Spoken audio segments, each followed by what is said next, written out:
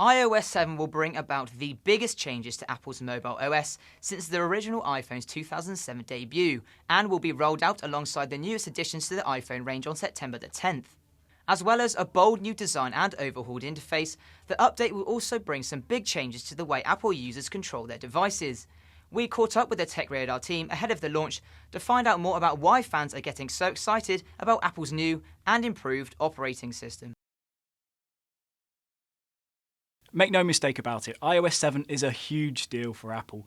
Android has improved immeasurably over the years, but iOS has stayed broadly the same. Now Johnny Ives had his say on the design, we're seeing a lot more colour, we're seeing a lot more flatness to all of the icons. It's looking pretty cool. We've had plenty of time with it, we've seen the developer builds, we kind of know what to expect, and frankly, everyone that's used it has liked it, which is always a good sign, especially with us cynical journalists.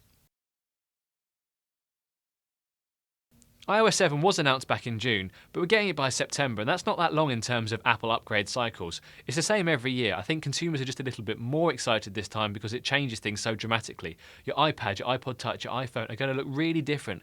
There's going to be a lot of colour, a lot of changes to the way that you actually interact with your device. And so while yes, it's the same again for Apple in terms of maybe 3 or 4 months before they drop the software on consumers, but there's more of an anticipation this time because it is going to change things. Now, while everyone might not like the new colour scheme on iOS 7, it's definitely been improved from a performance perspective. So when you look at things like the notification centres, the icon redesigns, the colours, everything makes your iPhone or iPad look like a whole new device, and that's going to really appeal to a lot of consumers. But beyond that, Apple has really taken a leaf out of Android, Windows Phone and BlackBerry and said, you know what, consumers want to do things a little bit faster, make things a little bit more intuitive.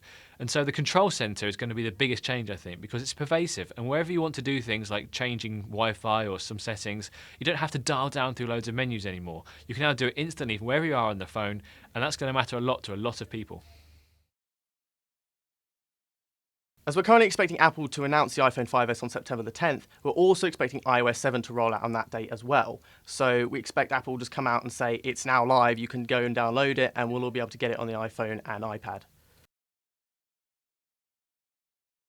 Initially, the reaction to iOS 7 was rather muted, but this is a brand new operating system. And what's interesting for me is that because it is so new, are people going to opt for the newer phones that Apple have got with iOS 7 on them, or are they going to keep their older phones because it is a new operating system and it looks like a new phone to them? Tech Radar will be here to bring you all the news from Apple's big reveal on September 10th.